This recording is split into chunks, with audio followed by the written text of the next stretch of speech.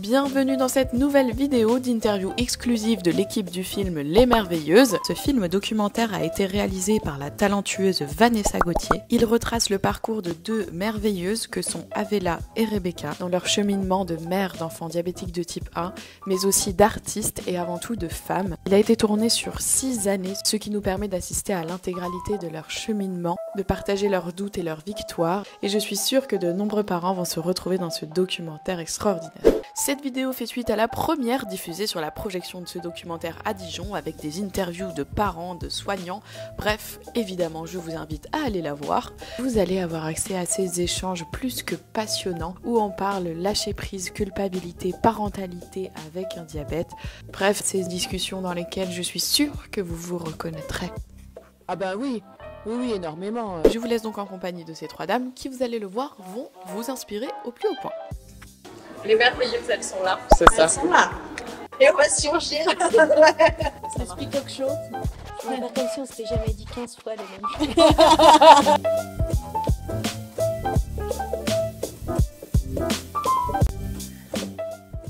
Pas grand chose. Non, l'idée c'était vraiment. Je savais, en les ayant rencontrés et en ayant vu la pièce que ouais, il y avait un truc assez incroyable qu'elles allaient raconter sur ce que c'était. Ah, pardon, c'est une hyper. Désolée, je vibre. Non, vraiment, ce truc de. Je l'ai trouvé incroyable. Et le fait qu'elles aient su aussi bien condenser dans une pièce le vécu, le ressenti de patients, et même si elles sont mères d'enfants diabétiques, en fait, je trouvais ça dingue. Et je me disais, forcément, c'est qu'elles ont tout compris, en fait. Et tu te dis que tu sais pas exactement ce que sera le film et ce que ça va donner, mais que là, il y a une matière complètement folle, en fait. Et c'est vous, la matière complètement folle. Non, mais c'est... bien.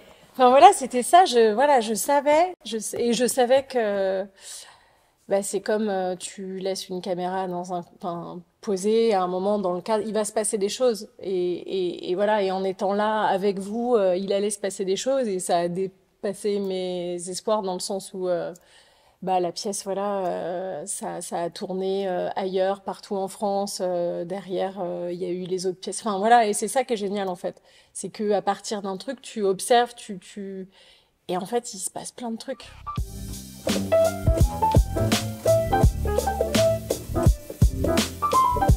On était en classe libre du cours Florent ensemble. On a fait nos études de théâtre ensemble.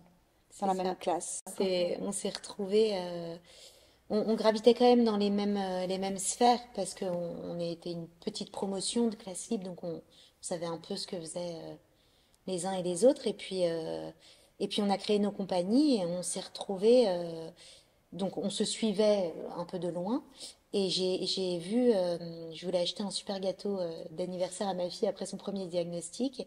Et j'ai été voir les avis et j'ai vu un commentaire d'une certaine Avella qui disait mon fils Lélio, diabétique de type 1, s'est régalé, merci beaucoup et bravo, je sais plus, quelque chose comme ça. Sauf que Avella, c'est quand même pas un prénom commun. Je savais qu'elle avait eu un fils qui s'appelle Lélio. Et donc je me suis dit, bah, il faut absolument que j'entre en contact avec elle, il faut qu'on puisse parler. Et là a commencé bah, notre redécouverte commune, quoi, en fait, et puis notre envie de créer, notre envie d'avancer, parce que c'était la seule personne autour de moi qui vivait exactement ou qui avait vécu ce que j'avais vécu. Moi, j'avais jamais connu la fatalité d'une maladie vraiment, c'est-à-dire que je savais pas ce que c'était que quelque chose de plus fort que quelque chose qu'on décide. C'est-à-dire que, oui, bien sûr, des échecs, tout ça, mais c'est pas grave, on refait, on peut changer, on évolue et tout. Et un diagnostic qui tombe comme ça et auquel on ne peut rien faire, qu'on ne peut pas changer, ça, je connaissais pas. Et donc cette impuissance-là, c'est la première fois de ma vie que j'ai été face à quelque chose de plus fort que ma volonté, de plus fort que ce que je pouvais faire. Et donc j'étais obligée d'accepter. J'avais vraiment pas le choix. Et la seule personne autour de moi qui avait vécu ça aussi, c'était Avella. Et donc, voilà. On s'est dit très vite qu'on avait des choses à créer ensemble.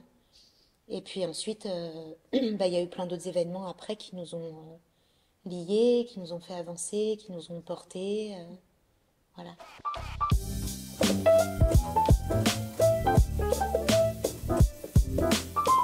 Bah, en fait, comme dit très justement Rebecca, on s'est retrouvé face à quelque chose, on n'avait pas le choix.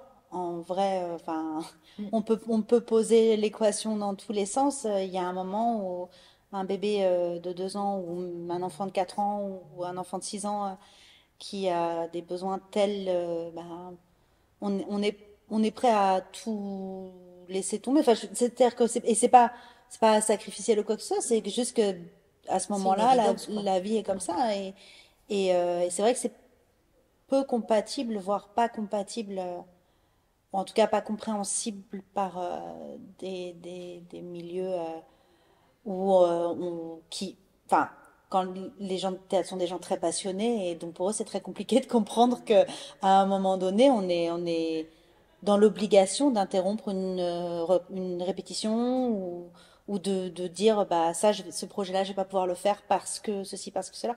Donc très très vite c'est devenu aussi une nécessité pour nous d'être indépendante dans ce milieu-là et de pouvoir n'avoir de compte à rendre finalement qu'à nous-mêmes ou à l'une et l'autre et puis bah enfin si Rebecca venait me voir en me disant bah ma fille se sent pas bien, je vais pas pouvoir venir en répétition, ça ne pose pas de problème en fait parce que la répétition on peut la faire le lendemain, on peut voilà donc oui ça a été une chance en fait de se retrouver.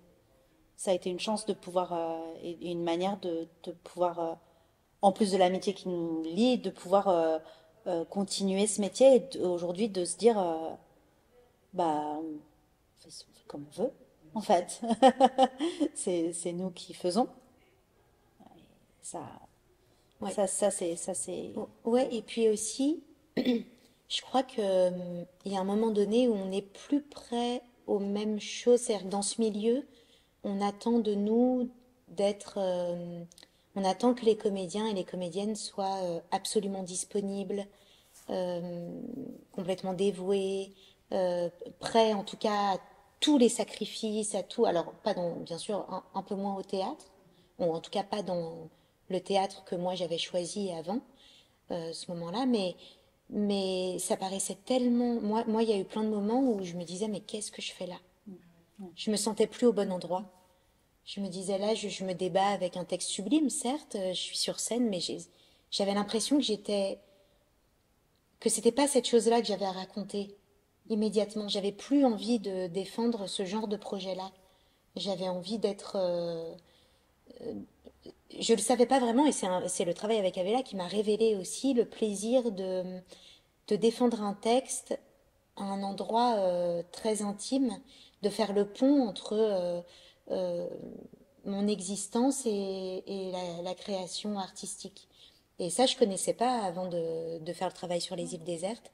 Et c'est vrai qu'une fois qu'on découvre ça, c'est très difficile en tant que comédienne, un peu moins en tant que metteur en scène, parce que finalement, on n'est pas sur le plateau, on travaille beaucoup en amont, et puis on travaille avec des gens et on porte un projet. Mais quand on est sur scène, je crois que j'ai découvert ce que c'était que de défendre absolument un texte qui nous paraît essentiel. Et ça a été la vraie bascule professionnelle pour moi dans mon parcours de comédienne, parce que j'avais commencé très tôt.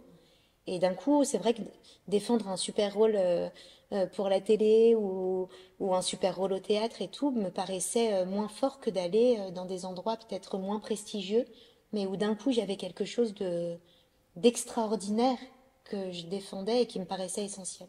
et puis l'échange avec les spectateurs. Ça n'arrive ça enfin il y a qu'en faisant ces spectacles-là qu'on a vécu des Ouais. échanges aussi forts et une telle circulation d'énergie, quoi. Ça, c'est quand même extraordinaire.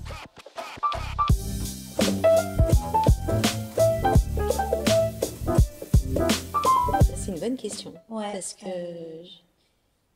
Enfin, moi, je sais que enfin, on en parlait déjà même quand on s'est retrouvés, on se sentait très isolé par la maladie. peut-être que je me dis que si ces démarches-là, elles arrivent à casser l'isolement dans lequel se trouvent certains parents, franchement, ou patients, enfin, franchement. Ouais. En tout cas, c'est pas les raisons qui nous ont poussés forcément au Non. début. Non. C'était Voilà. de vous exprimer. Oui, Oui. c'était de raconter l'histoire et de faire connaître un peu. Et puis les gens se C'est- trompaient beaucoup sur nous, c'est-à-dire que soit il y avait un regard porté qui était Les pauvres. les pauvres, ouais. Ah, ma pauvre, ça doit être dur. Et puis on sent dans le regard des gens que d'un coup on n'a plus notre superbe, entre guillemets. On est d'un coup la pauvre mère à qui il arrivait quelque chose de terrible, qui arrive à tenir le coup. Voilà. Elle est bien Et courageuse. voilà. Et ça, c'est assez insupportable. Parce que c'était pas ça non plus. Et c'est certainement pas ce genre de regard qu'on a besoin d'avoir à ce moment-là. Et je crois que c'était un peu pour casser ces clichés-là qu'on a eu envie de dire, bah, en fait, on a des choses à raconter. C'est pas parce qu'il nous est arrivé ça, et au contraire, que tout doit s'arrêter. D'abord, en premier lieu, pour nos enfants, parce qu'il faut bien qu'on les nourrisse, il faut bien qu'ils soient fiers de ce qu'on fait, et qu'ils se disent, elle a continué à bosser, j'ai pas tout pulvérisé en étant malade malgré moi, au point que ma mère ne puisse plus travailler. De ce métier qui la passionne. Oui. Oui, c'est Qu'on ça. avait quand même chevillé au corps, parce que il y a aussi ça qui est Oui. compliqué. C'est-à-dire, moi, je sais que, pardon, je t'ai Oui, oui, interrompu, non, vas-y, mais vas-y, vas-y. je sais que moi, j'ai beaucoup de gens qui m'ont dit, ah bah là, va peut-être falloir. Alors, des gens proches et qui pensaient Oui. bien faire, mais qui me disent, mais tu sais, tu pourrais faire un autre métier, tu pourrais faire peut-être. Ce serait plus facile. Ce serait peut-être plus facile.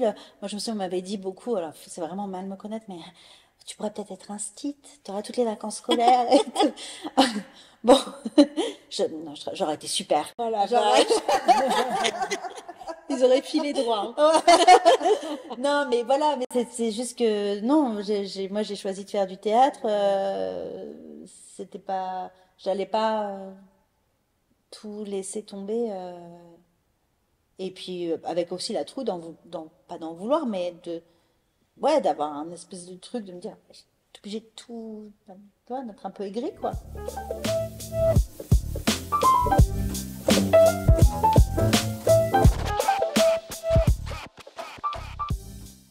Moi, je crois que ça a été ça le premier combat. La première raison pour laquelle j'ai eu envie de faire ces projets, c'était déjà de me rendre compte qu'on avait parcouru les mêmes choses et donc que si nous, on avait parcouru les mêmes choses, sans doute d'autres avaient parcouru aussi les mêmes choses, les mêmes traversées émotionnelles. Et puis, je l'ai fait au départ pour Yael et pour Noah parce que je voulais qu'ils se disent ça va, elle profite aussi, elle est heureuse, elle fait ce qu'elle aime. Je voulais pas parce que comme j'avais déjà arrêté un peu de tourner, parce que là pour le coup les tournages là vraiment je me sentais pas au bon endroit, donc j'avais dit à tout le monde c'est bon, là je fais une pause, on verra plus tard et tout. Et donc je tenais à ce qu'ils me voient heureuse professionnellement. Oui.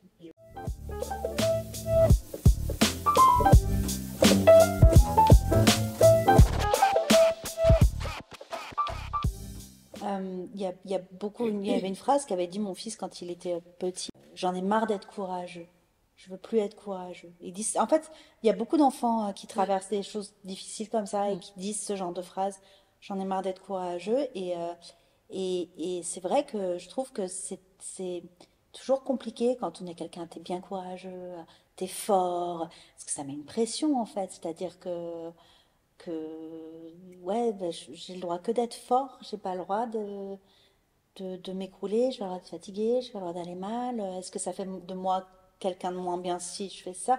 Je trouve que c'est assez, c'est évidemment toujours bien intentionné, mais je suis pas sûre que ça aide tout le temps, en fait. Et je pense que bah Wonder Woman, elle a pas d'enfant diabétique en fait. Tu vois, il y a un truc, Wonder Woman, elle est seule, elle sauve le monde. Tu vois, il y a un truc. Elle tourne sur elle-même, elle a même pas besoin de faire la lessive. Enfin, il y a un truc.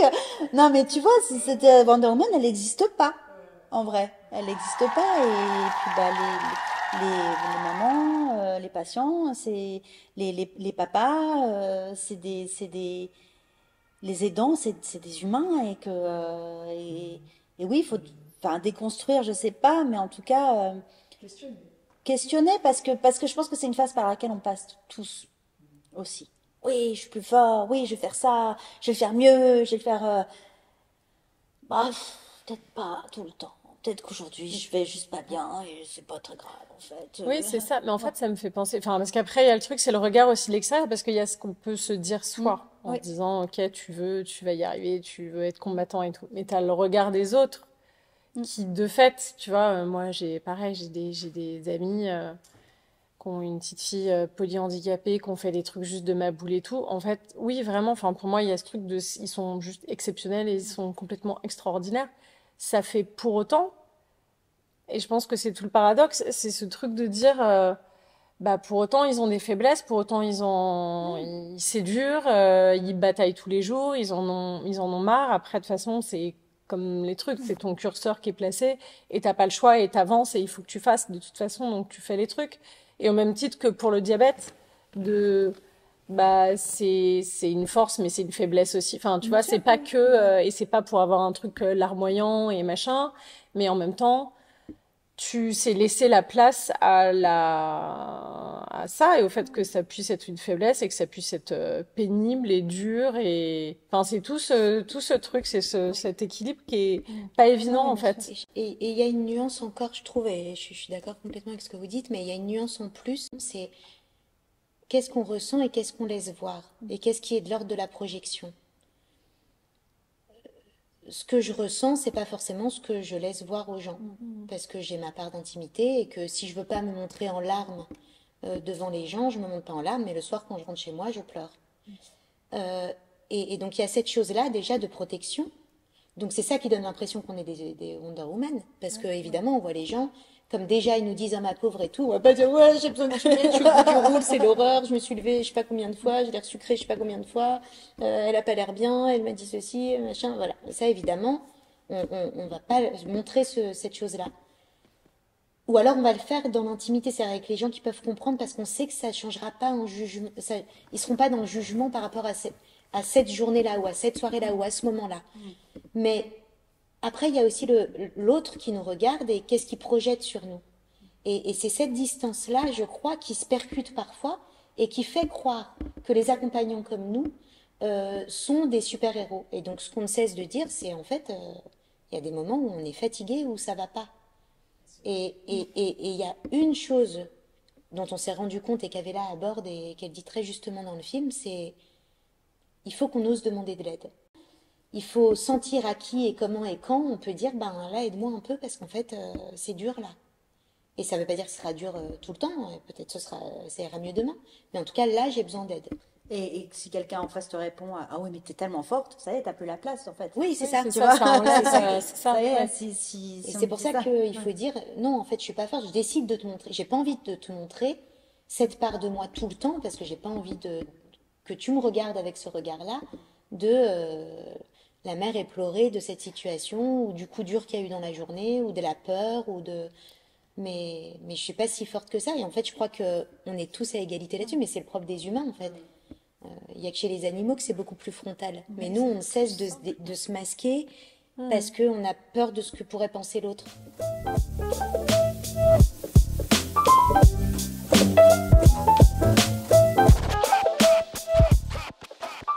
En tout cas, lever le voile dans tous les cas, c'est sûr que là, c'est une parole et c'est des choses qui sont dites et formulées qui le sont peut-être pas forcément habituellement. Là, effectivement, c'est entre nous et on s'était échangé autour de tout ça et c'est pas forcément des choses que vous avez pu dire à d'autres amis ou même à des proches de la famille, tout ça. Donc là, c'est sûr que c'est une parole, c'est lever le voile sur ça, cette parole qui est pas forcément formulée. Et pareil,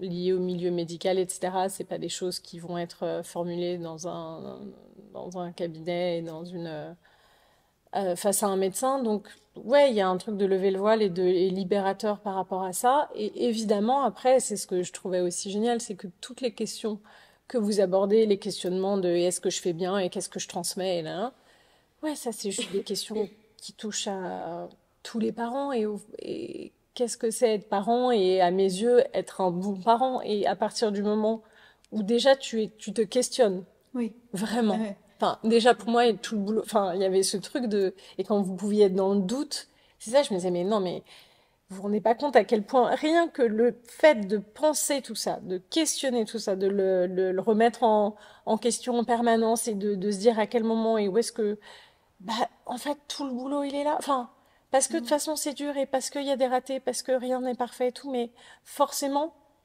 vous êtes à la bonne place de ce que je pense, le curseur de la parentalité, ouais, vous y êtes, quoi. Quand on est dans le train et qu'il y a des échanges et tout, enfin, et là, je filme et c'est des... Et en fait, très vite, parce que le diabète revient, enfin, quand on nous mettait dans le train toutes les trois en train de tapoter, et très vite, et puis vous alliez aussi me poser des questions, parce que vous posiez des questions de, mais alors toi, ado, comment ça se passait, et tout, parce que c'était au cœur de tout, en fait. Et que c'était même pas, là, il y avait même pas à dire, ok, on se pose et on pose des questions, ça venait naturellement. Parce que tu sens que c'était vraiment au cœur de vos préoccupations en tant que mère de dire, est-ce que, voilà, et comment toi, Vanessa, t'as été une ado, tu sais, t'es passée par là, comment tu ressens aussi les choses pour essayer de vous éclairer, de vous faire, ouais, et donc, oui, pour moi, il y a ce truc de parentalité complètement, Mais ça, tu au vois, cœur de tout. je pense que ça, c'est quand même. Tu parlais de lever le voile et tout ça, mais je pense que c'est quand même des questionnements et des choses qu'on voit assez peu, en fait, dans ouais, des fictions ou des documentaires. Alors, si, j'ai vu des documentaires qui parlent de chemin de parents aussi. Qui sont passionnants, mais ça reste assez rare. Alors que je suis sûre que ça aiderait beaucoup, beaucoup de gens et ça rendrait énormément service juste de se rendre compte que. Enfin, moi, par exemple, je dis ça parce que mais sur Instagram, on voit beaucoup de parents parfaits. Non, mais tu vois, on voit beaucoup des images de parentalité avec des trucs en sépia, la petite valse Amélie Poulain et le bol de céréales. Non, mais tu vois, un truc C'était très, joli. c'est très joli et Très tout. pub Kinder, quoi. Oui, et puis avec un petit côté un peu artistique. Machin. Et en fait, moi, je regarde beaucoup, beaucoup ces comptes-là parce que je me dis, enfin, alors déjà, je me dis bonjour à la galère, hein. Ça c'est perso, hein, mais non, mais c'est surtout, je serais encore dans des questionnements très très forts sur ma parentalité. Je vois ça. Pour moi, c'est du même acabit que les questions sur le corps, tu sais, Ouais, ouais. ou t'es trop fine, t'es trop pas, t'es trop grosse, t'es trop machin, t'es trop. Pour moi, c'est le même truc, c'est-à-dire que ça te renvoie une espèce d'image polissée, doucereuse, mielleuse de la parentalité. Comme s'il y De avait un la vie. filtre, quoi. Ouais, bah, Ouais, c'est c'est ça, un c'est filtre, c'est très travaillé et c'est je la trouve vie ça filtrée. alors dangereux. Enfin, bon, déjà pas très passionnant, mais ça c'est perso. Mais voilà, mais surtout, je trouve ça complexant. Je me dis, si tu traverses un moment difficile de ta parentalité pour des raisons qui peuvent être une maladie, qui peuvent être une adolescence compliquée ou simplement une relation avec ton enfant où tu n'arrives pas à ce moment-là à trouver une solution, tu tombes là-dessus. C'est chaud, quoi. C'est difficile, je trouve. Mais oui, et je crois aussi que c'est parce qu'il y a une trace de la parentalité passée.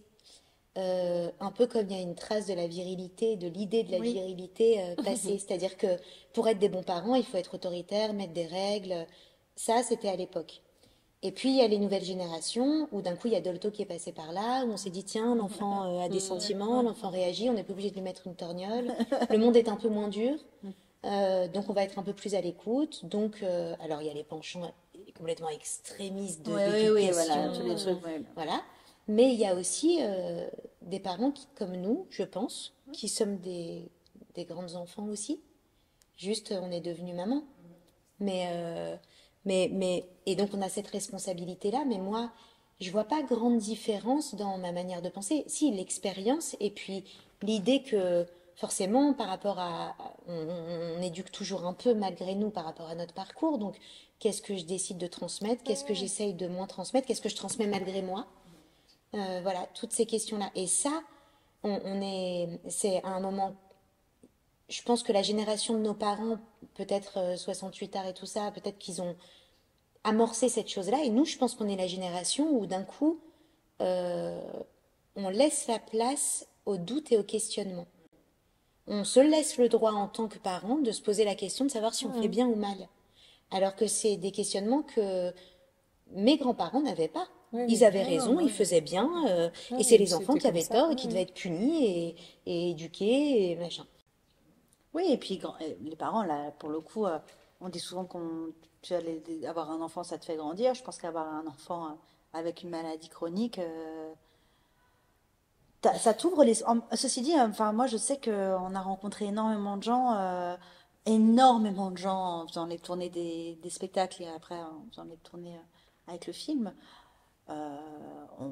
C'est des gens quand même qui ont je sais pas, une sensibilité, une écoute. Il y a quelque chose ce que nous ça nous a apporté.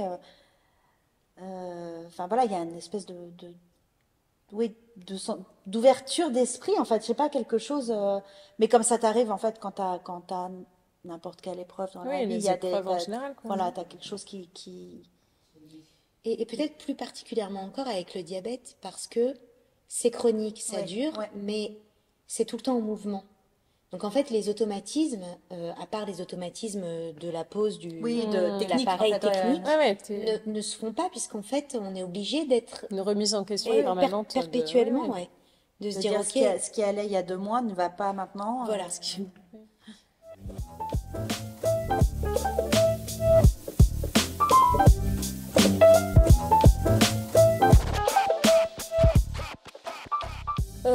Après, c'est toujours ce même truc autour de la question du diabète. Montrer combien c'est complexe, combien c'est présent, omniprésent.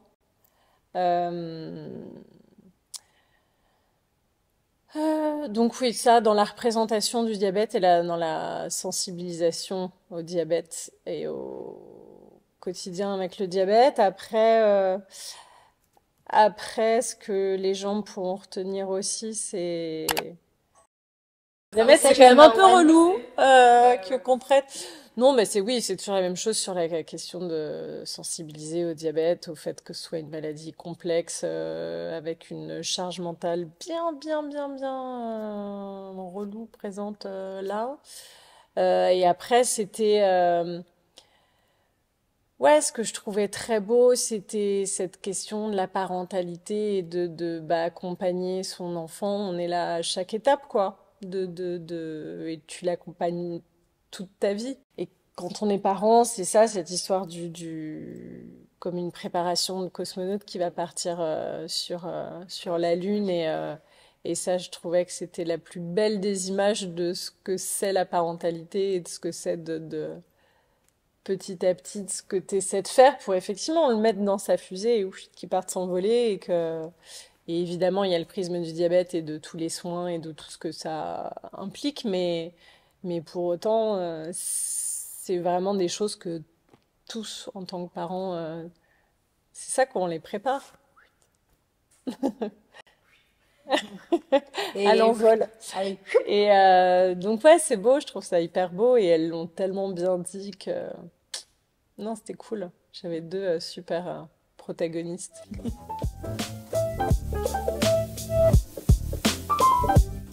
Ah oui. Ouais. Ah oui. Bah ouais.